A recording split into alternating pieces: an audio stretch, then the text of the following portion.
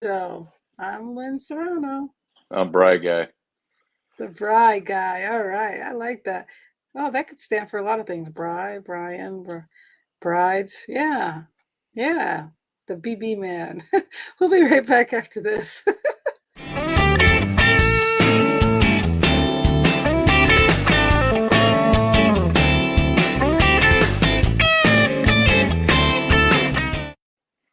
Welcome back to the Real and Raw show. And I just noticed my background is not the one I wanted. That's one of those days, you guys. Just one of those days. I thought something looked wrong.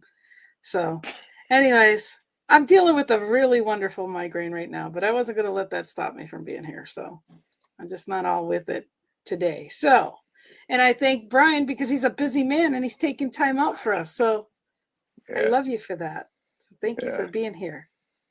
It So, customer experience these days is lacking in so many ways, and it's like it's there. It's just a matter of how sensitive you are, or if you're a business owner, like the standard you hold yourself to, and you find out how rare it is, or businesses that have absolutely no idea where they're missing the boat and how they can improve.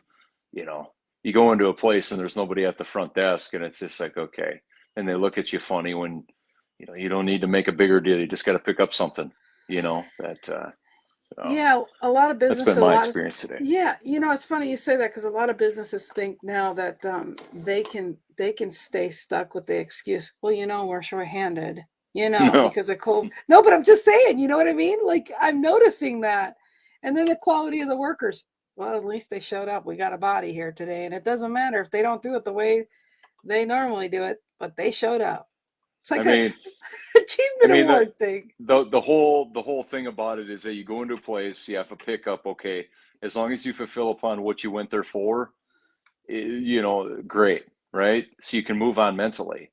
But it's like I got to go through layers, and I got to sign this paper, and then I got to go here, and then I got to do that. Can we make up, Dennis? Happy to have you here. Can we make up a lot of different things about, it's not as seamless or as tight as we want it to be? Sure.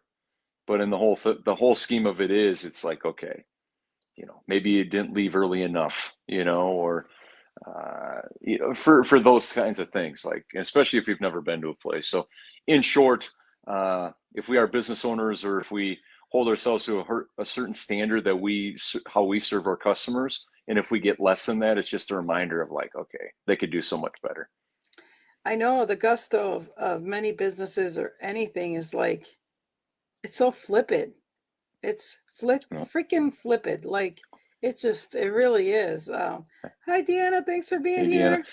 I mean, I was talking to my girl's mom this morning, as far as like Larry Wingate and other people talk about, like the definition of integrity.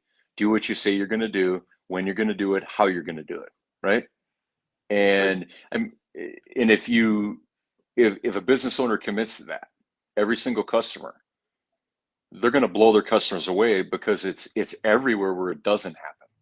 But yeah. they'll gladly take your money if it's a business context. They'll take your Well, money, but then it's like after they get paid, it's kind of like when they get very loose with their commitment to you as a customer. I'm back to working at the hotel just 2 days a week, just running the front desk, and I'll tell you, I'm just grateful to go back there. I would never work for another hotel because everything is about the customer service. And what gets me though is like, I mean, it's very rare that people complain, or if for some reason we didn't know something's going on in the room, they tell us and they're very appreciative. But the funny thing is that when I see people, when I say, how was everything? Oh my gosh, it was the best. But I realize that it's not the experience they're having on everything else that they're encountering. So it's like we're the needle in the haystack of their experience, whether it be flying, and because the airlines are kicking their asses off and delaying their trip for 1 or 2 days. Right. And yet, we're the light in the shining of the thing they're going through. But again, it just every time I see people going, oh my gosh, it's something we've been doing. I've been associated with them, that hotel, for 10 years. It's no different what we were doing 10 years as we're doing now, but the compliments are extreme because people are not seeing that anywhere else, even in the hotel industry. Well, and what a lot of people don't realize is that customer experience is not like they're comparing their experience to other hotels, they're comparing it to every single experience that they have Mm, throughout their lives. yeah, Everything from dining to takeout to whatever. I too many people, in my opinion, well, this is just my opinion, they're so short-sighted to believe that it only, that, oh, I had a crappy experience at that hotel. Well, that serves you everywhere. You know what I yeah, mean? It does not just serve in that particular category. And I think a lot of people, they're now obviously we can't control that, right? right, We can't control what another business does or how they right. treat you, but we can make it so dang clear that with the opportunity that we're given, that they know beyond a shadow of a doubt that number one, we gave her all. Number two, we did it with integrity. Yeah. And Deanna Deanna just says, said, I just quit my job and moved on because he repeatedly said one thing to me and did another. Good for you. Good for you, yeah. Deanna. Yeah. Yeah, Yeah. and I love my GM as far as one, she empowers us at the front desk to take and handle the situation, and for two, we do everything and anything right for whatever. We had new beds come in, and the exercise room had some mattresses in there. Somebody was there for 3 days, couldn't use the exercise thing. We gave them a discount. I mean, Yeah. it's just you do the right thing. You don't Well, say, well, that's too bad.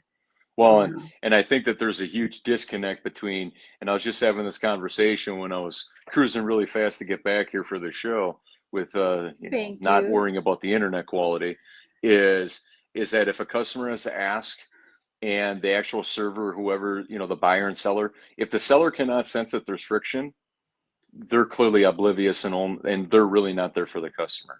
Because Yeah, if there's any sense of friction, even if it's just their perception, they should be willing to do the plus one philosophy, right? yeah, It's the ultimate worst if a customer has an experience that was not favorable, and if they have to ask versus the actual business, or even the empowerment of the employees where they can do it themselves. They don't have to ask anybody.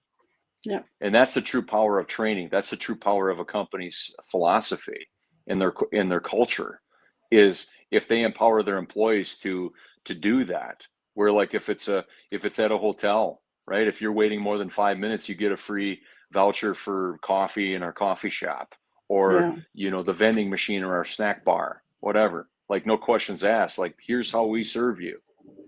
It's in restaurants, it's so easy. Like, when servers get no tips, they get all upset at the they get all accept upset at the customers, and it's like, no, you don't.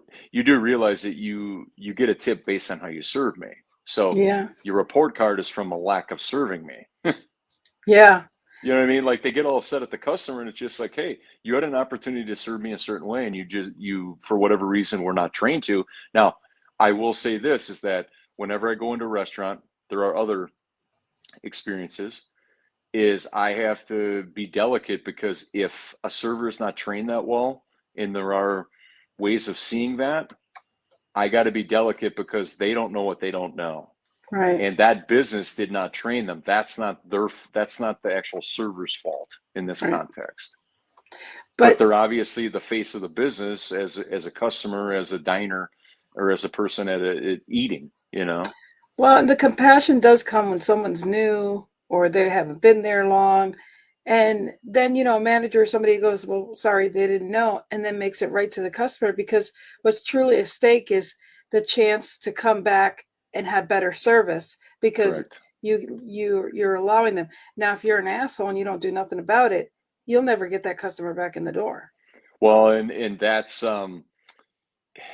where this whole thing comes to fruition. As Shep Hyken, who's I met him for the first time. He signed a couple books for me a couple weeks ago at my mastermind. Cool. He's from St. Louis, and that's where my event was at. And one of our featured presenters is actually good friends with him, so he popped in for a little short keynote. And one of his big things is about what's the lifetime value of a customer. And it's like, okay, and this kind of ties into what John Taffer says from Bar Rescue, is that if people have a bad experience, they don't say anything, they just don't come back, Yeah. Yeah. you know? And so Yeah. it also ties into being like, okay, what does it cost to make it right for a customer? No questions asked, you know, where not only are you not going to pay for this meal, you get a free dessert on us. And we didn't ask you if you wanted the dessert. We're just doing one step. We're plus one, right? Right. We're there to Right. make it right to your liking. Plus, we're going to do one step further. Because I tell you what, for a $50 meal plus a $10 dessert, that $60 bill, how what's the lifetime value of a customer if it's over a crappy experience at Yeah. $50? Yeah. I guarantee a lifelong customer is going to pay more than $50 over the course of their lifetime of coming back here. Or Yeah. even the perception or the bad mouthing of you to all their friends. Or maybe, I mean Well, if they go to if they even go to a place for drinks, how few drinks does $50 get you? yeah. Right? I mean, there are just it's so unreasonable to me about how simple this can be. I'm just laughing because the other day I'm very I stand by my recommendations of where I tell people to go from the Yeah, hotel. sure. And the one guy tells me, and I told him, well, you can go to Applebee's, that's commercial, and you can go here and there, and I wouldn't recommend this place because I wasn't happy with it, blah blah blah. He comes back and goes, well, I went to this one place. I go, did I recommend that? He goes, no, you didn't. I said, okay, we got that straight. Yep, but yep, but again, it's the what does that say about you when you recommend a place? It says a lot that you didn't care. Now, mind you, it could be an off day, it could be whatever. But the best part of the story is when you say, well, this went wrong, but you know what? They fixed it with this, or they did that. So, yeah, okay, they had a shitty day and yet they made it right. We even had where our elevators were out on a Friday. It was supposed to be fixed on a Saturday. We have 4 floors. And we tell people, sorry, the elevator's not working. We're going to take, if you're on the 4th floor, we're going to give you 40% off. 3rd floor, 30%. And 2nd floor, 20%. You wouldn't, even elderly, even seniors were so happy to take the 4th floor. They thought it was great getting 40% off of a $220 room. But right, also, they were like, things happen and you're trying to fix it. And they were compassionate, kind, and unbelievable. Why? Because we were just way up front with them saying, we're trying to get somebody here to work on it the next day, but we want to compensate you with that. So right. again, it's the be upfront instead of saying, well, shit, elevator could go down and, what can we do about it? No, instead we were compassionate enough to say, well, you know what, we think, and literally most of them were like, didn't even care about the discount. They were Right. that Yep. compassionate because we were Yep. so sorry that the elevator didn't work. And can you handle the elevator? And they were like, we're young enough to handle the stairs. I'm like, okay. And again, it's just so nice to be able to Well, do that kind of stuff. I mean, you're humanizing the experience where it's just like, hey, by not having an elevator available for you, this is less than what your ideal stay is. Right, You know what right. I mean? And I think that you touch on a very important piece is that because it can get very hostile, Mm-hmm. especially if the seller is arrogant or egotistical, or if they puff out their chest, or if they're oblivious where they are lacking, right? Mm-hmm. And it's usually not in one area. It's usually in a small bunch of areas, but the more that they are oblivious to how they come across their perception is that we all have blind spots, right? Yeah, But usually the customer experience is either as great or it wasn't, right? Let's be honest, right? Like yeah. kind of in the middle really doesn't exist. Either you're just like any other restaurant or any other stay, or this place wowed me, right? And then you kind of forget about it. Okay. But when a customer feels heard, Oh, and we when they we are huge about that. We're yeah, so apologetic. Even the GM, she could stand there and if like, if something happened and it's not, we totally are compassionate enough to say, we agree. We wouldn't want that done to us, and we're so yeah. sorry. We're literally, yeah, no doubt And about what that. and what happens a lot of times is that when a customer's heard, that's all they needed. Oh yeah, for They sure. don't want their money back. It's a Mm-hmm. great gesture, but it's not necessary that they want to feel heard instead of lip service from the Yeah. seller's perspective. Mm-hmm. If they feel like they're heard, you know, the true reason for saying anything comes to fruition. And Yeah. it's not because they're trying to get out of paying or blah, blah, blah. Usually it's not that case. But for them to feel heard, for you to sit down and listen to them, not having any pre-existing notion of what's going to take place or what you're going to do, but for them to feel heard and for you to take notes, for you to actually do something about it, because I've I've shared this with so many people, is that whenever a business comes up to me, like in a restaurant environment, like if you could rate your how we served you, and if it's corporate, I usually know what it's going to do is that they're just going to toot their own horn and disregard the rest, right? And I'll ask them from time to time, I'm like, okay, do you guys go to work on the stuff you need improvement in? Or is it only to toot your own horn and pat yourself on the back? Oh no, matter of fact, we got text messages with the hotel, and if we didn't do something right, we want the details. But even when I work the front desk, my GM's doing something back there, and somebody says, "Hey, my sink was, clogged a little, and I had to, take a shower with wet feet." I'm like, "Oh my gosh, that's gross. It's terrible. I'm so sorry." I'll get the GM, and she'll say the same thing and feel bad, and we're like, "What can we do to make it better?" Yeah. And but again, it's one of those things where they hear, wow, you didn't just say, okay, thank you, have a good day, and just whatever. They saw that hey, my GM's going to stop what she's doing. She's going to come over here and you're going to get to talk to her, so that doesn't happen again. Yeah. So It's there's such an opportunity, and it doesn't matter what business you're in, it doesn't matter whatever, is that there's always a way to humanize what takes place. oh There's yeah, always because is. we're all human and we are all going through things and have compassion for each other. But the compassion of what I don't have compassion for them is when they start making the excuses instead of finding a solution to make you happy. And there are some of those GMs that don't know what their butt from their face Well, and do that. well, and here's the thing is that you either there's only two ways that you can address this, proactively or reactively, right? And the thing about it is that the longer it goes without being addressed, like from a customer standpoint to the business, the longer it goes, the less likely there's going to be any likability that, I mean, whatever relationship or whatever kind of connection that was created dissolves over the course Yeah, of time. When you yeah, have to go back and think about it for 2 weeks and blah, blah, blah, it's like, okay, you're just trying to ignore it or hope it goes away, which I no, you're yeah, you're not doing anything about it. You're just hoping that the customer goes away or whatever. But here's the thing: people do their people do their reporting with their dollars. yeah, People give the report card with their dollars, and it's absolutely. like, okay, in a restaurant environment, especially like small town restaurants, I I look at why there's nobody there, and they keep advertising and then they wonder why. So like when they get people to come in because they advertise on a radio or in a paper, and then they can't keep them there. And I'm like, okay, your advertising did what it was supposed to do, but you couldn't keep people there because of the whole experience, Well, you know?